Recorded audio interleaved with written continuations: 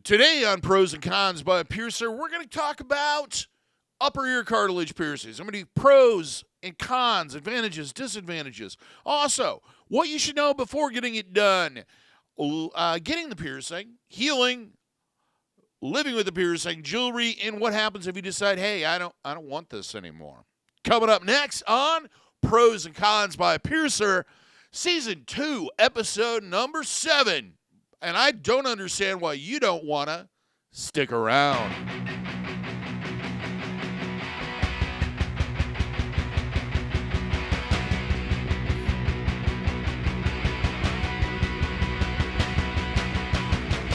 For those who are new to the channel, my name is DaVo. I'm a professional body piercer and have been since 1994. I own and I operate the Axiom Body Piercing Studio, located here in Des Moines, Iowa, inside Skin Kitchen Tattoo. So when I talk to you about these things, I'm talking to you a level of expertise that comes from being in the body piercing industry for well over 26 years.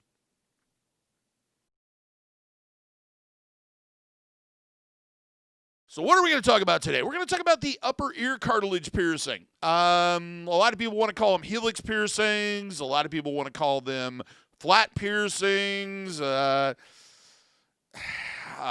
constellation piercings. I've heard orbitals. I've heard about 8 million different names for a piercing that has pretty much been the same since I started piercing back in the 90s and even before that. What this piercing does is it goes horizontally through the scapha of the upper ear. It can be either on the rim edge of it and wrap around like a ring, or it can be further in, kind of in this flat area at the top of the ear. Now, this is not a helix piercing, though the internet has decided that's what it is. It is not pierced through your helix.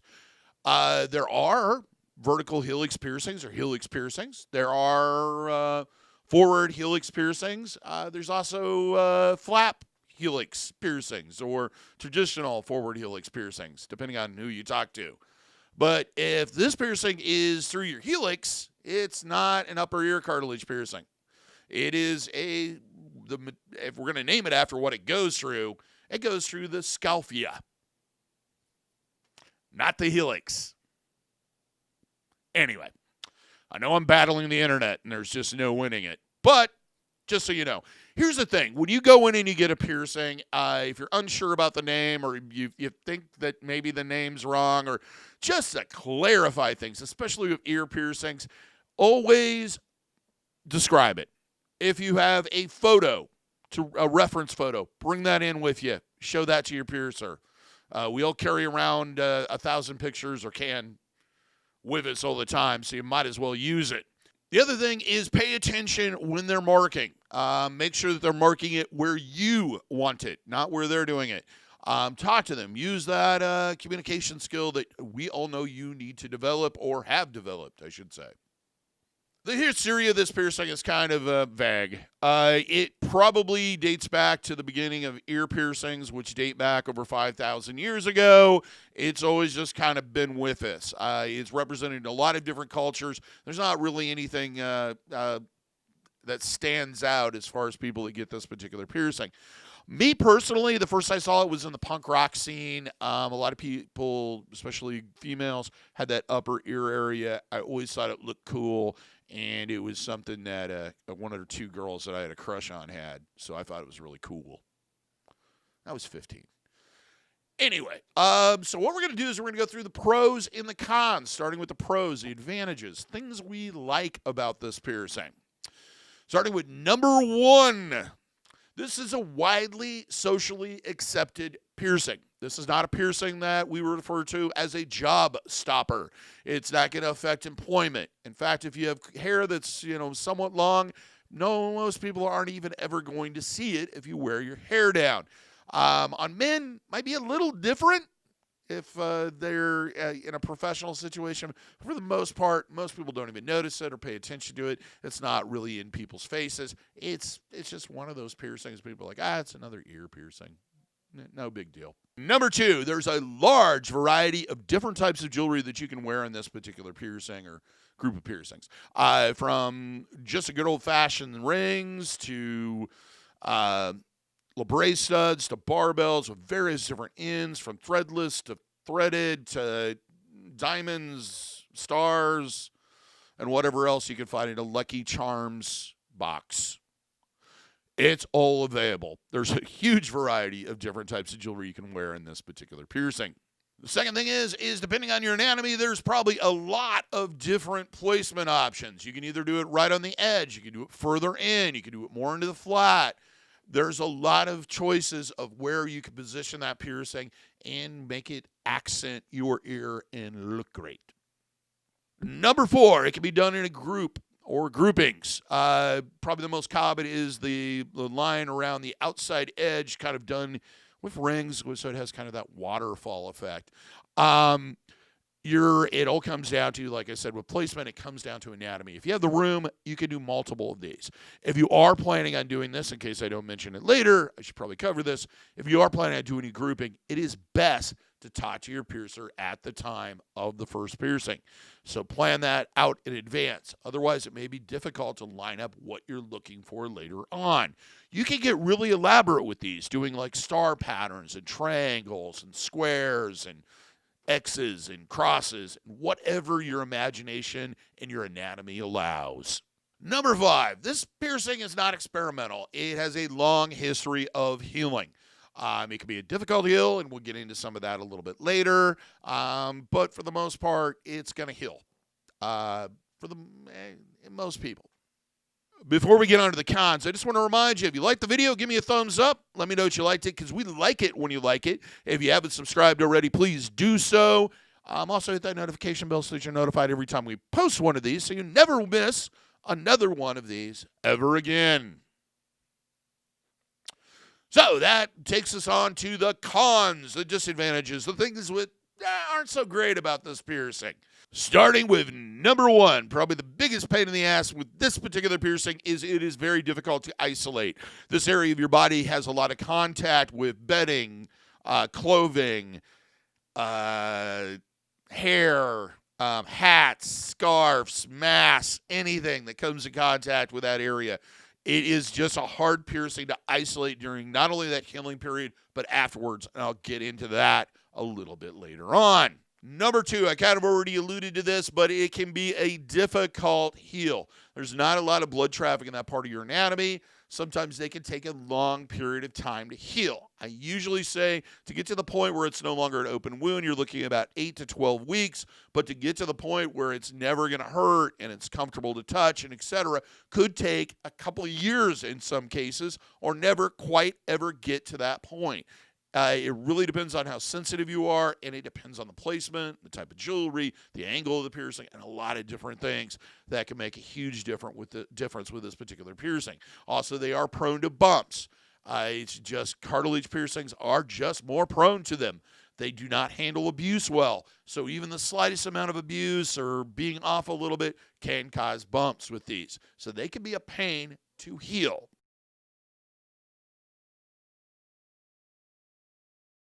Number 4, as I said earlier, they're hard to isolate, but the biggest thing is you cannot sleep on these. Even years after the piercing is done, sleeping on it can cause these piercings to suddenly flare up and have issues.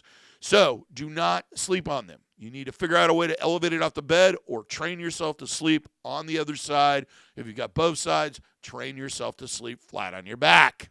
Number 5, the last one, this piercing is sensitive to trauma. I kind of already talked about this. This piercing, even after it heals, can be prone to, if you sleep on it wrong, or it gets knocked really good, or you slam a car door on it, or it gets caught on a shirt, or caught on a mask when you take it off, or the goggles, what have you. It's going to flare up. Sometimes 10, 20, 30 years after it's been done. This piercing does not like trauma, and it's located in a part of the body where you get a lot of trauma. All right, we got the pros, we got the cons out of the way. Let's move on to things to look for before getting a pierce. The first one is you want to find a piercer that is experienced, professional, well-skilled, and educated, and you feel comfortable with. They should be open. They should be honest. They should explain the risks. They should talk to you about all of this in advance of getting the piercing. They should offer a consultation, and they should verbally and in the form of writing go through the aftercare instructions with you. During the consultation, your piercer should evaluate your anatomy and probably size the jewelry for you. They should probably, I do suggest with this one, I've had thousands upon thousands of people heal out with rings. However, it is much more difficult to heal with rings. You really need to start out with a straight post. It's going to have less of a profile, so less contact and less movement. Also, because the jewelry has to be oversized when we deal with rings. If anybody's watched any of my videos, I've explained this over and over again. But the piercing area needs to be as flat as possible. So if you're doing something with a straight piece, it's going to be very flat. If you do something with a curved piece, it's not going to be. So you have to widen that ring to make the area that's inside the piercing as flat as possible. Means a higher profile, means more twisting and pressure and banging, etc. So it makes it a more difficult piercing to heal. As I stated, if they're going to do it with rings, they do need to be oversized. They shouldn't be tight to the body. There shouldn't be any pressure. We need to give that piercing a lot of room to grow and for swelling.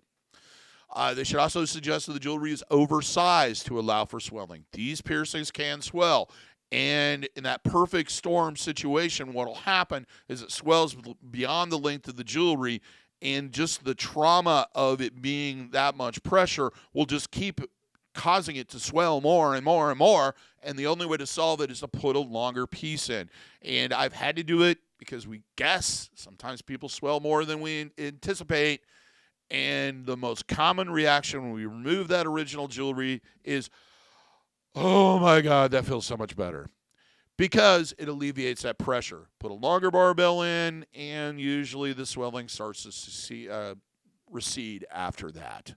But it needs to be oversized even with stud jewelry. Now let's talk about the piercing experience itself.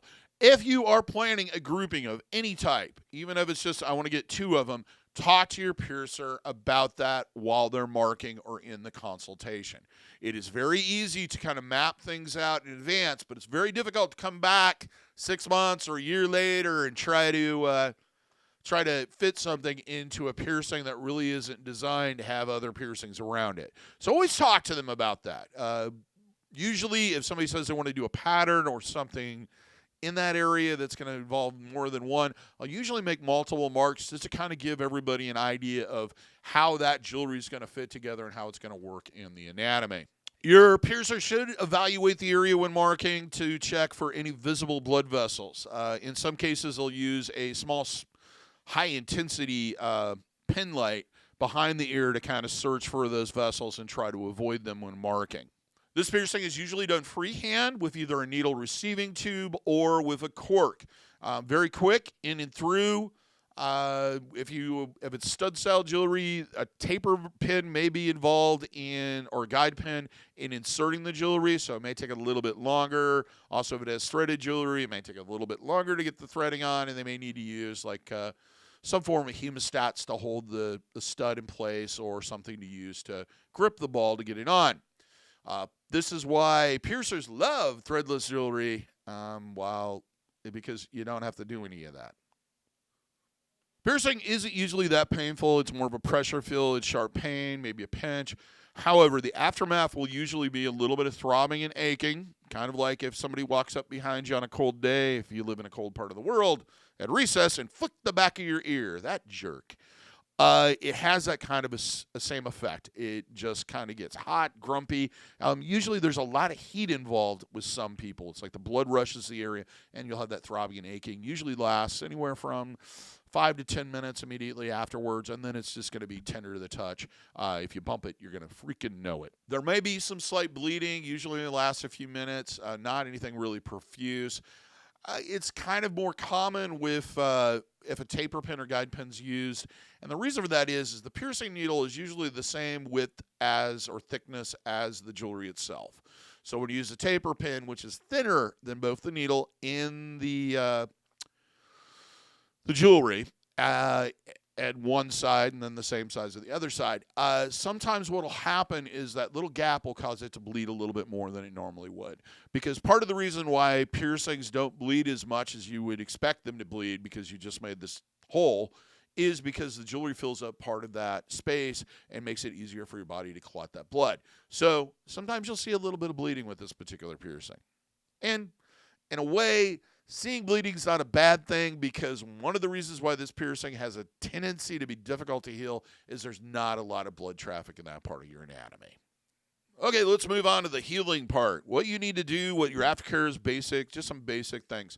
You're going to need to clean it twice a day using sterile saline solution. I like Nelmed's piercing aftercare or wound wash. Twice daily, either using the compress method or just spraying it directly on and then patting it dry. Average healing time on these can be anywhere from 8 to 12 weeks, in my opinion. Everybody heals different, and this piercing is prone to the healing lasting a little bit longer. Now, understand, what I'm talking about is a period of time it's open wound, and it's acceptable to infection. Getting to the point where it's well seasoned and it doesn't hurt to have contact with it, and etc., it's going to take a little bit longer than that, up to a year to maybe even, in some cases, 2 years. During the healing period, that first stage, you need to practice cross-contamination prevention, and that involves washing your hands before you handle it, no oral contact or exchanging of bodily fluids on or around the piercing, keeping your environment clean, clothing, bedding, towels, not submerging the piercing in bodies of water you cannot control the quality of, which is pretty much everything but your own clean bathtub, keeping pets away from it, especially smaller animals that like to sleep up next to your face. Then also you want to avoid contact with unclean objects. Things that you need to worry about: headgear, helmets, over-the-ear headphones, scarves in some cases, earmuffs, and telephones.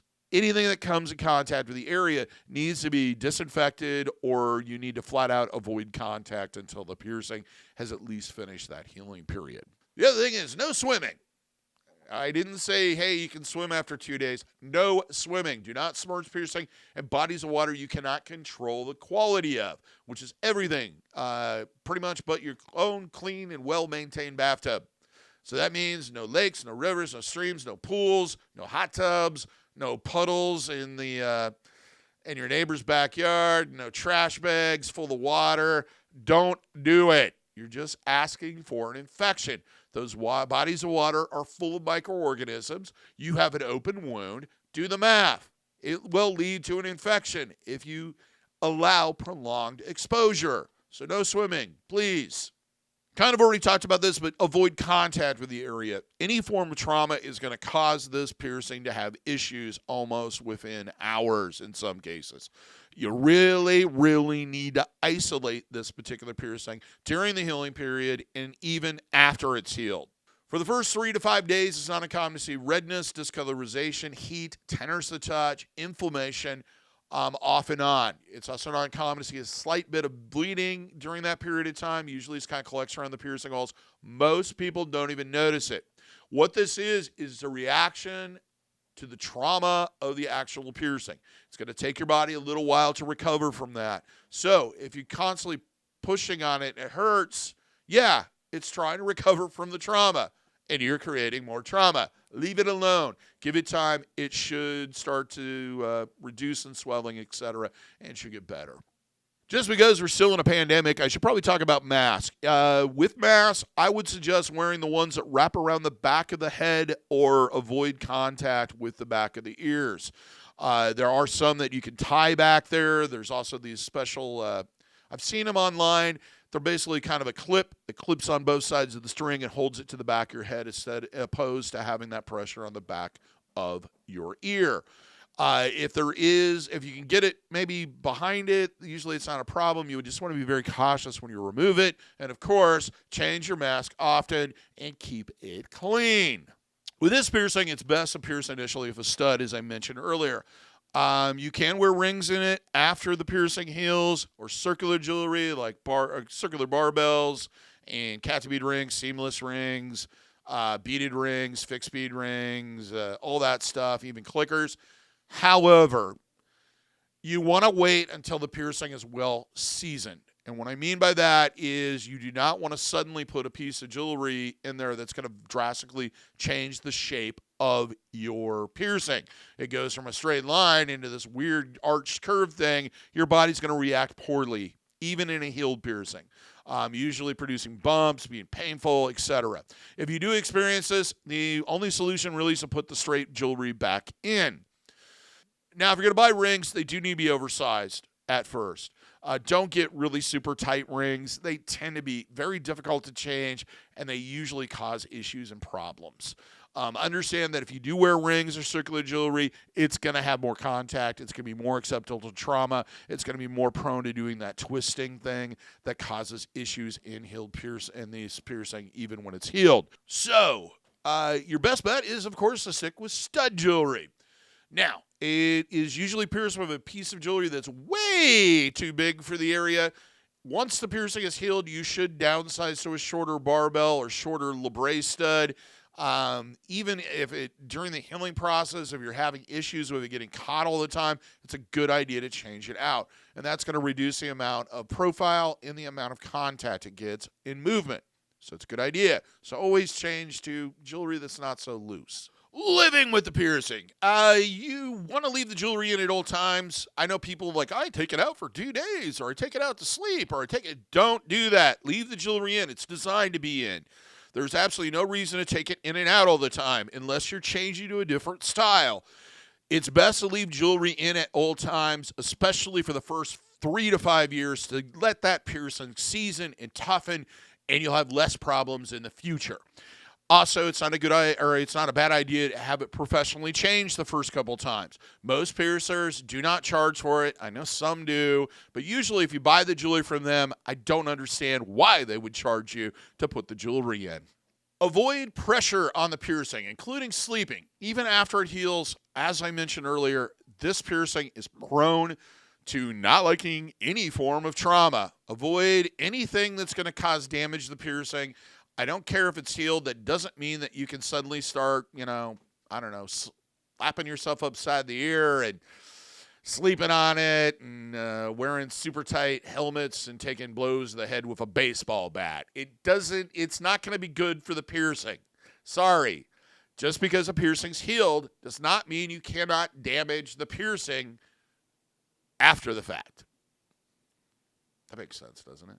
Always test wearing certain clothing, hats, helmets, etc. When putting on helmets, you need to figure out a way to kind of shield the ear to make sure it's easy to take it in and off without the jewelry getting caught, especially if you're wearing any jewelry that has sharp edges, points, things dangling off of it, or etc. Always adjust loose jewelry. Check the ends. If you have a piece, like I already said earlier, that's really loose, I really advise changing to something shorter and with a tighter fit. Abandoning the piercing. Let's say you're just done with it. If you remove the jewelry, the piercing will slowly begin to close, usually connecting in the center and then building outward, filling in. Scarring, you're going to be left with some, but it's usually just a small indentation scar on both sides. It'll kind of look like the piercing's still open, and it'll be about as wide or have the same width as the jewelry that you've been wearing in it. Sometimes the piercings will produce sunburns. This white, chalky kind of cream cheese-looking substance has a distinct odor to it. Sometimes dried skin cells will collect in there. It's really not something you need to be concerned about.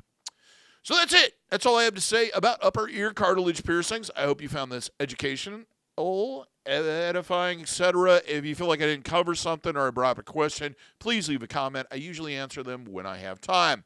If you like merch, t-shirt, swag that has something to do with body art, check out our merch store. Link is in the description. Till next time, here's hoping all your piercings heal with ease and without a single issue.